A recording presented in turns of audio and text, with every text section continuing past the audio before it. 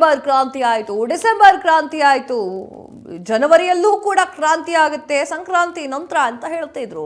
ನೀವು ಕ್ರಾಂತಿ ಮಾಡ್ಕಂತಾನೆ ಕುತ್ಕೊಳ್ತೀರೋ ಅಥವಾ ಅಭಿವೃದ್ಧಿ ಕಡೆಗೆ ಏನಾದ್ರು ಯೋಚನೆ ಮಾಡ್ತೀರೋ ಅನ್ನೋದು ಪ್ರಶ್ನೆಯಾಗಿದೆ. ನಾನು ಕೇಳ್ತಾ ಇರೋ ಪ್ರಶ್ನೆ ಅಲ್ಲ. ಕಾಂಗ್ರೆಸ್ಗೆ, ಗ್ಯಾರಂಟಿ ಸರ್ಕಾರಕ್ಕೆ ಜನಗಳು ಕೇಳ್ತಾ ಇರುವಂತಹ ಪ್ರಶ್ನೆ, ನಿಮ್ಮನ್ನ ಆರಿಸಿ ಕಳಿಸಿದ್ದು ಕುರ್ಚಿ ಕಿತ್ತಾಟ ಮಾಡ್ಕೊಂಡು ಕುತ್ಕೊಳ್ಳಿ ಅಂತನೋ, ನಮ್ಮ ಅಭಿವೃದ್ಧಿ ಮಾಡಿ ಅಂತನೋ, ಮೂಲಭೂತ ಸೌಕರ್ಯಗಳನ್ನ ಕೊಡಿ ಅಂತನೋ ಅಂತ ಕೇಳ್ತಾ ಇರೋದು ಜನಸಾಮಾನ್ಯ. ನಿಮ್ಮ ಕಿತ್ತಾಟವನ್ನ, ಒಳ ಜಗಳವನ್ನ ನಿಮ್ಮ ಹತ್ರನೇ ಇಟ್ಕೊಂಡಿದ್ರೆ, ಬೀದಿ ರಂಪಾಟ ಮಾಡ್ಕೊಳ್ಳದೆ ಹೋಗಿದ್ರೆ ಜನರು ಕೂಡ ಸೈಲೆಂಟ್ ಆಗಿರ್ತಿದ್ರು.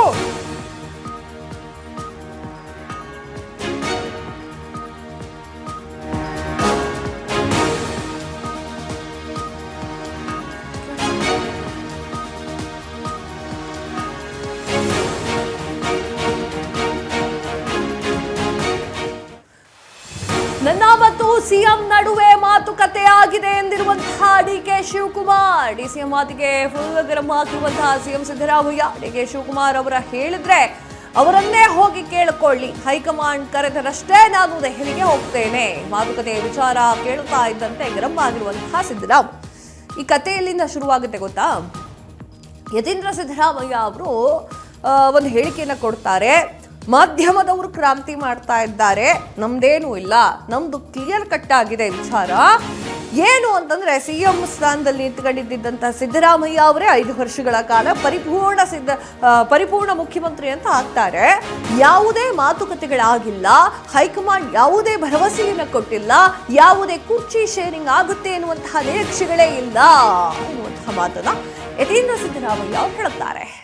ಯತೀಂದ್ರ ಸಿದ್ದರಾಮಯ್ಯ ಅವರ ಹೇಳಿಕೆಯನ್ನ ಕೇಳಿಕೊಂಡು ಡಿಕೆ ಶಿವಕುಮಾರ್ ಅವರ ಪರಮಾಪ್ತರು ಒಂದಿಷ್ಟು ಜನ ಡಿಕೆ ಶಿವಕುಮಾರ್ಗೆ ಜೈ ಎನ್ನುವಂತಹ ಒಂದು ಲೆಕ್ಕಾಚಾರದಲ್ಲಿ ಒಂದಿಷ್ಟು ಹೇಳಿಕೆಗಳನ್ನು ಕೊಡ್ತಾರೆ. ಇದರ ಮಧ್ಯದಲ್ಲಿ ಡಿಕೆ ಶಿವಕುಮಾರ್ ಅವರ ಹೇಳಿಕೆ ಹೇಗಿತ್ತು ಅಂದ್ರೆ, ನಮಗೆ ಸಿದ್ದರಾಮಯ್ಯ ಅವ್ರಿಗೆ ಗೊತ್ತಿದೆ, ಏನೇನ್ ಕತೆ ಕಾದಂಬರಿಗಳಾಗಿದೆ ಅನ್ನೋದು ನಮಗೆ ಗೊತ್ತಿದೆ ಅನ್ನುವಂತಹ ಮಾತನ್ನು ಆಡ್ತಾರೆ. ಇದಕ್ಕೆ ಸಿದ್ದರಾಮಯ್ಯ ಅವರು ಉತ್ತರಿಸಿ, ನಮ್ಮಿಬ್ರಲ್ಲಿ ಏನೂ ಮಾತುಕತೆಯಾಗಿಲ್ಲ, ನಮ್ಮಿಬ್ರಿಗೇನೂ ಗೊತ್ತಿಲ್ಲ, ಹೈಕಮಾಂಡ್ ನನ್ನನ್ನು ದೆಹಲಿಗೆ ಕರೀರಿ, ಆಗ ನಾನು ಹೋಗ್ತೀನಿ ದೆಹಲಿಗೆ, ಅಲ್ಲಿವರೆಗೂ ನಾನು ಎಲ್ಲಿಗೂ ಕೂಡ ಹೋಗೋದಿಲ್ಲ. ನೀವು 1000 ಊಹಾಪೋಹ ಸುದ್ದಿಗಳನ್ನ ಬಿತ್ತಿಡಿ, ಅದ್ಯಾವುದಕ್ಕೂ ಕೂಡ ನಾನು ಟೆನ್ಷನ್ ಮಾಡ್ಕೊಳ್ಳೋದಿಲ್ಲ. ನನಗೆ ಸಾಕಷ್ಟು ಚಿಂತೆಗಳಿದೆ, ರಾಜ್ಯದ ಜನತೆಗೆ ಮಾಡುವಂತಹ ಕೆಲಸಗಳು ಸಾಕಷ್ಟು ಇದ್ದಾವೆ, ಇದ್ಯಾವುದಕ್ಕೂ ಕೂಡ ನಾನು ತಲೆ ಕೆಡಿಸ್ಕೊಳ್ಳೋದಿಲ್ಲ ಅಂತ ಸಿದ್ದರಾಮಯ್ಯ ಅವರು ಕಡ್ಡಿ ತುಂಡು ಮಾಡ್ದಂಗೆ ಹೇಳ್ತಾರೆ. ಅತ್ತ ಡಿಕೆ ಶಿವಕುಮಾರ್ ಅವರು ದೆಹಲಿಗೆ ದೌಡಾಯಿಸ್ತಾ ಇರಬೇಕಾದ್ರೆ ಎತ್ತ ಸಿಎಂ ಸಿದ್ದರಾಮಯ್ಯ ಅವರು ಸಭೆಯನ್ನ ಕರೆದಿದ್ದಾರೆ. ಅಂದ್ರೆ ಡಿಕೆ ಶಿವಕುಮಾರ್ ಸಿದ್ದರಾಮಯ್ಯ ಸರಿ ಇಲ್ಲ ಅನ್ನೋದಕ್ಕೆ ಇದಕ್ಕಿಂತ ಒಳ್ಳೆ ಉದಾಹರಣೆ ಏನ್ರಿ ಬೇಕು?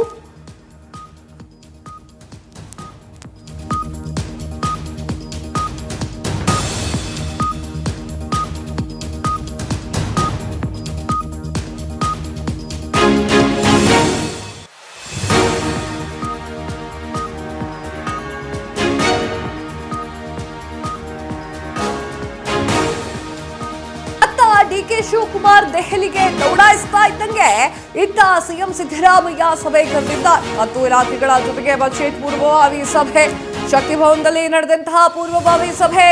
ಸಿಎಂ ಸಿದ್ದರಾಮಯ್ಯ ಅವರು ಇಂಧನ ಹಾಗೂ ಮಹಿಳಾ ಮತ್ತು ಮಕ್ಕಳ ಅಭಿವೃದ್ಧಿ ಇಲಾಖೆ, ಕಂದಾಯ ಇಲಾಖೆ, ವಸತಿ ನೀರಾವರಿ ಸೇರಿ ಹಲವಾರು ಇಲಾಖೆಗಳು ಭಾಗವಹಿಸಿದ್ರು.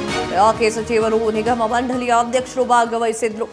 ದೆಹಲಿಗೆ ಹೋಗಿ ಗೈರಾಗಿದ್ದಂತಹ ಡಿಕೆ ಶಿವಕುಮಾರ್ ಅವರು ಇಲ್ಲಿ ಏನು ನಡೀತಾ ಇದೆ ಅಂದರೆ, ನಿಮ್ಮ ಪಾಡಿಗೆ ನೀವು ಮಾಡ್ತಾ ಇರಿ, ಏನಾರ ಮಾಡ್ಕೊಳ್ಳಿ, ದೆಹಲಿಗೆ ಹೋಗಿ ಮತ್ತೊಂದೇನೇನು ಹೇಳಿ, ಎಲ್ಲಾದರೂ ಹೋಗ್ಕೊಳ್ಳಿ, ಯಾವುದಾದ್ರು ಫಂಕ್ಷನಿಗೆ ಹೋಗಲಿ, ಯಾವುದಕ್ಕೂ ಕೂಡ ನಾನು ತಲೆ ಕೆಡಿಸ್ಕೊಳ್ಳೋದಿಲ್ಲ, ನಾನು ನನ್ನ ಕೆಲಸವನ್ನು ಮಾಡ್ತೇನೆ ಅಂತ ಸಿದ್ದರಾಮಯ್ಯ ಗಟ್ಟಿ ನಿಂತ್ಕೊಂಡಂಗೆ ಕಾಣಿಸ್ತಾ ಇದೆ. ಸಿದ್ದರಾಮಯ್ಯ ಅವರು ಡಿಕೆ ಶಿವಕುಮಾರ್ ದೆಹಲಿ ಹೋಗಿರುವಂತಹ ವಿಚಾರದ ಬಗ್ಗೆ ಮಾತನಾಡಿದ್ರು, ನೋಡ್ಕೊಬನ್ನಿ. ಲೆಟರ್ ಬರೆದಿದ್ದಾರೆ. ಲೆಟರ್ ಬರೆದು ನನಗೆ ಅಸ್ಸಾಂನ ಮೀಟಿಂಗ್ ಇದೆ, ಅಸ್ಸಾಂ ಚುನಾವಣಾ ಮೀಟಿಂಗ್ ಇದೆ, ಅಲ್ಲಿಗೆ ಹೋಗ್ಬೇಕಾಗಿದೆ ದಿಲ್ಲಿಗೆ, ಅದಕ್ಕೋಸ್ಕರವಾಗಿ ನಾನು ಬರಲಿಕ್ಕಾಗಲ್ಲ. ಹೌದು, ಲೆಟರ್ ಬರೆದಿದ್ದು. ಲೆಟರ್ ಬರೆದು ನನಗೆ ಅಸ್ಸಾಂನ ಮೀಟಿಂಗ್ ಇದೆ, ಅಸ್ಸಾಂ ಚುನಾವಣಾ ಮೀಟಿಂಗ್ ಇದೆ, ಅಲ್ಲಿಗೆ ಹೋಗ್ಬೇಕಾಗಿದೆ ದಿಲ್ಲಿಗೆ. ಅದಕ್ಕೋಸ್ಕರವಾಗಿ ನಾನು ಬರಲಿಕ್ಕಾಗಲ್ಲ. ತಗೊಂಡಿದ್ದಾರೆ ಸರ್ ಇವತ್ತು ಗೈರ್ ಆಗೋದು? ಹೌದು, ಲೆಟರ್ ಬರೆದಿದ್ದಾರೆ. ಪಂಚರಾಜ್ಯಗಳ ಚುನಾವಣೆ ಇದೆ. ಪಂಚರಾಜ್ಯದಲ್ಲಿ ಅಸ್ಸಾಂ ಕೂಡ ಒಂದು ರಾಜ್ಯವಾಗಿರೋದ್ರಿಂದ ಚುನಾವಣೆ ಬೇಸ್ ಮೇಲೆ ಎಐಸಿಸಿ ಅಧ್ಯಕ್ಷರು ಮೀಟಿಂಗ್ ಕರೆದಿದ್ದಾರೆ. ಎಐಸಿಸಿ ಅಧ್ಯಕ್ಷರ ಮೀಟಿಂಗಿಗೆ ಹೋಗ್ತಾ ಇದ್ದಾರೆ.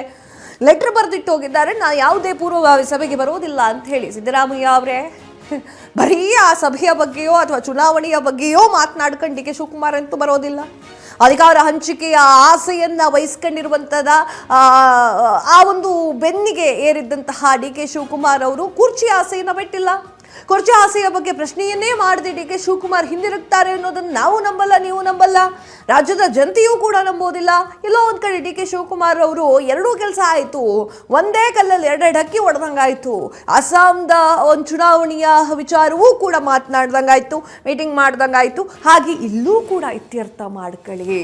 ಯಾಕಂದ್ರೆ ಈ ಸಲ ರಾಜಕೀಯದಲ್ಲಿ ಹೆಂಗಿರುತ್ತೆ ಅಂದ್ರೆ, ಈ ಸಲ ಬಂತು, ಈ ಮುಂದಿನ ಸಲ ಕೊಡ್ತೀನಿ, ಮುಂದಿನ ಸಲ ಗೆದ್ದ ನಂತರ CM ಸ್ಥಾನವನ್ನು ಕೊಡ್ತೀನಿ, ಮುಂದಿನ ಸಲ ಗೆಲ್ಲಿಸಿ ಆಮೇಲೆ ಕೊಡ್ತೀನಿ, ಇದ್ಯಾವುದೂ ಆಗಲ್ಲ. ರಾಜಕಾರಣ ಅಂದ್ರೆ ಹಾಗೆ. ರಾಜಕಾರಣದಲ್ಲಿ ಇವತ್ತು ನೀವು ತಗೊಂಡ್ರಾ, ಇವತ್ತು ನೀವು ಅಧಿಕಾರವನ್ನು ಇಸ್ಕೊಂಡ್ರ, ಅದೇ ರಾಜಕೀಯ. 5 ನಿಮಿಷ ಆದ್ಮೇಲೆ ಕೊಡ್ತಾರೆ, 10 ನಿಮಿಷ ಆದ್ಮೇಲೆ ಕೊಡ್ತಾರೆ, 1 ಅವರ್ ಆದ್ಮೇಲೆ ಡಿಸಿಷನ್ ತಗೊಂಡು ಕೊಡ್ತಾರೆ. ಹೆಂಗೆ ಬೇಕೋ ಹಂಗೆ ಆಗಬಹುದು. ಇದು 2028ಕ್ಕೆ ಏನಾದರೂ ಕಾಂಗ್ರೆಸ್ ಗೆತ್ತು ಅಂದರೆ ಕಾಂಪಿಟೇಷನ್ ಏನು ಕಮ್ಮಿ ಇಲ್ಲ. ಇಲ್ಲಿ ಜಾರಕಿಹೊಳಿ ಅವರು ಕಾಂಪಿಟೇಷನಲ್ಲಿದ್ದಾರೆ, ಪರಮೇಶ್ವರ್ ಅವರು ಕಾಂಪಿಟೇಷನ್ನಲ್ಲಿದ್ದಾರೆ, ಸಾಕಷ್ಟು ಜನ ಕಾಂಪಿಟೇಷನ್ ಮೇಲೆ ನಿಂತ್ಕೊಂಡಿದ್ದಾರೆ. ಇಲ್ಲಿ ಡಿ ಕೆ ಶಿವಕುಮಾರ್ ಅವರನ್ನ ಕಾಂಪಿಟೇಷನ್ನಿಂದ ಹೊರಗೆ ತೆಗೆದು ಅವರನ್ನ ಮುಖ್ಯಮಂತ್ರಿಯನ್ನಾಗಿ ಮಾಡಿ ಘೋಷಿಸಲಿಕ್ಕೆ ಕಾಂಗ್ರೆಸ್ ಸರ್ಕಾರದ ಹೈಕಮಾಂಡ್ ಇದೆಯಲ್ಲ, ಅದೇನು ಲೆಕ್ಕಾಚಾರ ಮಾಡ್ಕೊಳ್ದೆ ಕೂತ್ಕೊಂಡಿರಕ್ಕೆ ಸಾಧ್ಯವೇ ಇಲ್ಲ. ಇಲ್ಲಿ ಈಗ ನೋಡಬೇಕಾಗಿರೋ ದೃಷ್ಟಿಕೋನ ಏನು ಅಂದರೆ, ಡಿ ಕೆ ಶಿವಕುಮಾರ್ಗೂ ಸಿದ್ದರಾಮಯ್ಯ ಅವ್ರಿಗೂ ಹೋಗ್ತಾ ಇಲ್ಲ. ಅವರ ನಡುವೆಯಲ್ಲಿ ಜಗಳಗಳೋ ಅಥವಾ ಮನಸ್ತಾಪಗಳೋ ಅಥವಾ ಅಸಮಾಧಾನಗಳೋ ಇದೆ ಅನ್ನೋದನ್ನ ಜನರ ಮುಂದೆ ಇಬ್ಬರೂ ನಾಯಕರು ಕೂಡ ತೋರಿಸ್ತಾ ಇದ್ದಾರೆ. ಇಲ್ಲಿ ಲೆಟರ್ ಬರೆದಿಟ್ಟು ಹೋಗುವಂತಹ ಅವಶ್ಯಕತೆ ಇರಲಿಲ್ಲ. ಯಾಕಂದ್ರೆ ಡಿ ಕೆ ಶಿವಕುಮಾರ್ ಅವರು ಕಾಂಗ್ರೆಸ್ ಎನ್ನುವಂತಹ ಒಂದು ಬಂಡಿಯನ್ನ ಅಂತ ಅನ್ಕೊಂಡ್ರೆ ಇವರು ಸಾರಥಿಯಾಗಿ ಮುಂದೆ ಕುತ್ಕೊಂಡಿದ್ರು. ಸಿದ್ದರಾಮಯ್ಯ ಅವರನ್ನ ಹೊತ್ತು ಕರ್ಕೊಂಡು ಹೋಗುವಂತಹ ಸಾರಥಿಯಾಗಿದ್ರು ಡಿ ಕೆ ಶಿವಕುಮಾರ್ ಅವರು. ಈಗ ಡಿ ಕೆ ಶಿವಕುಮಾರ್ ಅವರಿಗೆ CM ಸಿದ್ದರಾಮಯ್ಯ ಅವರ ಕುರ್ಚಿ ಮೇಲೆ ಆಸೆ ಆಗಿದೆ. ಇನ್ನು ಎಷ್ಟು ದಿನ ಅಂತ ಹೇಳಿ ಉಪಮುಖ್ಯಮಂತ್ರಿ ಆಗಿರಲಿ ನಾನು ಅನ್ನುವಂತಹ ಒಂದು ಭರವಸೆ, ಒಂದು ಆಸೆ ಇದೆ ಅವರಿಗೆ. ಕೊಡ್ತಾರೆ ಎನ್ನುವಂತಹ ಭರವಸೆ ಇದೆ. ಆ ಭರವಸೆಯ ಮೇಲೆ ಕೊಡ್ತೀನಿ ಅಂತ ಹೇಳಿದ್ರೋ ಇಲ್ವೋ ಯಾರು ಕೂಡ ಕ್ಲಾರಿಟಿಯಿಂದ ಹೇಳ್ತಾ ಇಲ್ಲ. ಆಯ್ತಪ್ಪ, ಹೈಕಮಾಂಡೇ ಬಂದು ಕ್ಲಾರಿಟಿ ಕೊಟ್ಟು ಬಿಡ್ಲಿ ಅಂತಂದ್ರೆ ಹೈಕಮಾಂಡ್ ಬರಲ್ಲ ಅಂತ ನಂಗೂ ಗೊತ್ತು, ನಿಮಗೂ ಗೊತ್ತು. ಯಾಕೆ ಹೈಕಮಾಂಡ್ ಬರಲ್ಲ ಅಂದರೆ, ಕಾಂಗ್ರೆಸ್ ಸಾಕಷ್ಟು ಕಡೆಯಲ್ಲಿ ತನ್ನತನವನ್ನು ಕಳೆದುಕೊಂಡಿದೆ. ಅದರಲ್ಲಿ ಕರ್ನಾಟಕದಲ್ಲಿ ಗಟ್ಟಿಯಾಗಿ ಬೇರೆಯವರು ಕಂಡಿದೆ ಕಾಂಗ್ರೆಸ್ಸನ್ನು ಮುಟ್ಟಕ್ಕೆ ಹೋದರೆ ಈಗ ಸದ್ಯಕ್ಕೆ ಕರ್ನಾಟಕದಲ್ಲಿ ಅಲ್ಲೋಲ ಕಲ್ಲೋಲ ಸೃಷ್ಟಿಯಾಗುತ್ತೆ. ಕಾಂಗ್ರೆಸ್ ಅಲ್ಲೋಲ ಕಲ್ಲೋಲವನ್ನ ನಿರೀಕ್ಷೆ ಮಾಡ್ತಾ ಇದ್ದಿದ್ದಂಥದ್ದು ಬಿಜೆಪಿ ಕೈಯಲ್ಲಿ ಸಾಕಷ್ಟು ಅಸ್ತ್ರಗಳಿದೆ. ಸಮಯಕ್ಕೆ ಸರಿಯಾಗಿ ಬಿಜೆಪಿ ಆ ಅಸ್ತ್ರವನ್ನ ಪ್ರಯೋಗ ಮಾಡಬೇಕಾಗಿದೆ ಅಷ್ಟೇ. ವಿರೋಧ ಪಕ್ಷದಲ್ಲಿ ಕುತ್ಕೊಂಡಿರುವಂತಹ ಬಿಜೆಪಿ ಆಡಳಿತ ಪಕ್ಷದಲ್ಲಿ ಆಗ್ತಾ ಇರುವಂತಹ ಆಗು ಹೋಗುಗಳನ್ನ ಜನಕ್ಕೆ ತಲುಪಿಸುವಂತಹ ಪ್ರಯತ್ನಗಳನ್ನ ಮಾಡ್ತಾ ಇದೆ. ಅದು ಫಲವೂ ಕೊಡ್ತಾ ಇದೆ. ಆ ಒಂದು ಕಾರಣಕ್ಕಾಗಿ ಕಾಂಗ್ರೆಸ್ ಹೆಂಗ್ ನಿಂತ್ಕೊಂಡಿದೆ ಅಂದ್ರೆ, ಬಜೆಟ್ ಮಂಡನೆ ಆಗಲಿ, ಸಚಿವ ಸಂಪುಟ ಪುನರ್ರಚನೆಗಳಾಗಲಿ, ಮುಂದೆ ನೋಡೋಣ ಅನ್ನುವಂತಹ ಒಂದು ತಲೆ ಥಿಂಕಿಂಗಲ್ಲೇ ಇದು ಅಡ್ಡುಗೋಡೆ ಮೇಲೆ ದೀಪ ಇಡೋದು ಅಂತ ಹೇಳ್ತಾರೆ ನಮ್ಮ ಕಡೆ. ಸಿದ್ದರಾಮಯ್ಯ ಅವ್ರಿಗೆ ಕ್ಲಾರಿಟಿ ಇದೆ ಒಂದು ಕಡೆಗೆ, ನನ್ನ ತೆಗೆದ್ರೆ ಇಲ್ಲೇನಾಗುತ್ತೆ ಕರ್ನಾಟಕದಲ್ಲಿ ಅನ್ನೋದು ಬಲ್ಲರು. ಅಹಿಂದ ಮತಗಳು ಸಾಕಷ್ಟನ್ನ ಹಿಡಿತಕ್ಕೆ ತೆಗೆದುಕೊಂಡಿದ್ದೆ ಸಿದ್ದರಾಮಯ್ಯ ಅವರ ಅಹಿಂದ ಮತಗಳನ್ನ ಕೈ ಮುಷ್ಟಿಯಲ್ಲಿ ಇಟ್ಕೊಂಡಿದ್ದಾರೆ. ಈ ಕಡೆ ಡಿ ಕೆ ಶಿವಕುಮಾರ್ ಅವರು ಕೂಡ ಹಳೆ ಮೈಸೂರು ಭಾಗವನ್ನು ತನ್ನ ಸ್ವತ್ತಿಗೆ ತೆಗೆದುಕೊಳ್ಳಬೇಕು ಎನ್ನುವಂತಹ ನಿಟ್ಟಿನಲ್ಲಿ ಆಲ್ಮೋಸ್ಟ್ ಅಲ್ಲಿ ತೆಗೆದುಕೊಂಡು ಬಿಟ್ಟಿದ್ದಾರೆ ಬಿಡಿ. ಅವ್ರ ಕೈಯಲ್ಲಿದೆ. ಒಕ್ಕಲಿಗರ ಒಬ್ಬರ ಕೈಯಲ್ಲಿ ಮತ ಬ್ಯಾಂಕ್ ಆಗಿ ಉಳ್ಕೊಂಡಿದ್ರೆ, ಇನ್ನೊಂದು ಕಡೆ ದಲಿತರು, ಅಹಿಂದ ವರ್ಗದವರು, ಸಾಕಷ್ಟು ಜನ ಸಿದ್ದರಾಮಯ್ಯ ಅವರ ಕೈಯಲ್ಲಿ ಹಿಡ್ಕೊಂಡಿದ್ದಾರೆ. ಹೀಗಿರಬೇಕಾದ್ರೆ ಒಂದು ಕಣ್ಣು ಎರಡು ಕಣ್ಣಿದ್ದಂಗೆ, ಒಂದು ಕಡೆ ಸಿದ್ದರಾಮಯ್ಯ, ಒಂದು ಕಡೆಗೆ ಡಿ ಕೆ ಶಿವಕುಮಾರ್ ಅವರು ಹೈಕಮಾಂಡ್ಗೆ ಎರಡು ಕಣ್ಣಿದ್ದಂಗೆ ಯಾವ ಕಣ್ಣಿಗೆ ಚುಚ್ಕೊಳ್ತಾರೆ ಸೂಜಿಯಿಂದ? ಯಾವ ಕಣ್ಣಿಗೂ ಸುಚ್ಕೊಳ್ಳೋದಿಲ್ಲ. ಹೇಳ್ತಾ ಇದ್ದೆ ನಾನು, ಮಾತು ಕೇಳುವ ಮಕ್ಕಳಿಗೆ ಅಪ್ಪ ಅಮ್ಮ ಜಾಸ್ತಿ ತಿಳುವಳಿಕೆ ಹೇಳೋದಂತೆ. ಹಾಗೆ ಡಿ ಕೆ ಶಿವಕುಮಾರ್ ಅವರು ಮಾತು ಕೇಳ್ತಾರೆ ಅಂತ ಕಾಣಿಸ್ತಾ ಇದೆ. ಆ ರೀತಿ ಸಮಾಧಾನ ಮಾಡುವಂತಹ ಪ್ರಕ್ರಿಯೆಗಳೆಲ್ಲವೂ ನಡೀತು. ಈಗ ಡಿ ಕೆ ಶಿವಕುಮಾರ್ ಸಮಾಧಾನಗೊಳ್ಳುವಂತಹ ಒಂದು ಸ್ಥಿತಿಲಿಲ್ಲ. ಮುಂದೆ ಏನಾಗುತ್ತೆ ಕರ್ನಾಟಕದಲ್ಲಿ ಕಾಂಗ್ರೆಸ್ನ ಪರಿಸ್ಥಿತಿ, ಹಾಗಾದ್ರೆ ಅಧಿಕಾರದ ಚುಕ್ಕಾಣಿಯನ್ನ ಹಿಡಿಯೋರು ಯಾರು ಅನ್ನೋದನ್ನ ಕಾದು ನೋಡಬೇಕಾಗಿದೆ. ಇದಾಗಿದೆ ಹೊತ್ತಿನ ವಿಶೇಷ. ಮತ್ತಷ್ಟು ಸುದ್ದಿಗಳಿಗಾಗಿ ನೋಡ್ತಾ ಇರಿ ಸ್ಪೀಡ್ ನ್ಯೂಸ್. ಸುದ್ದಿ ನಿಮ್ಮದು, ವೇಗ ನಮ್ಮದು.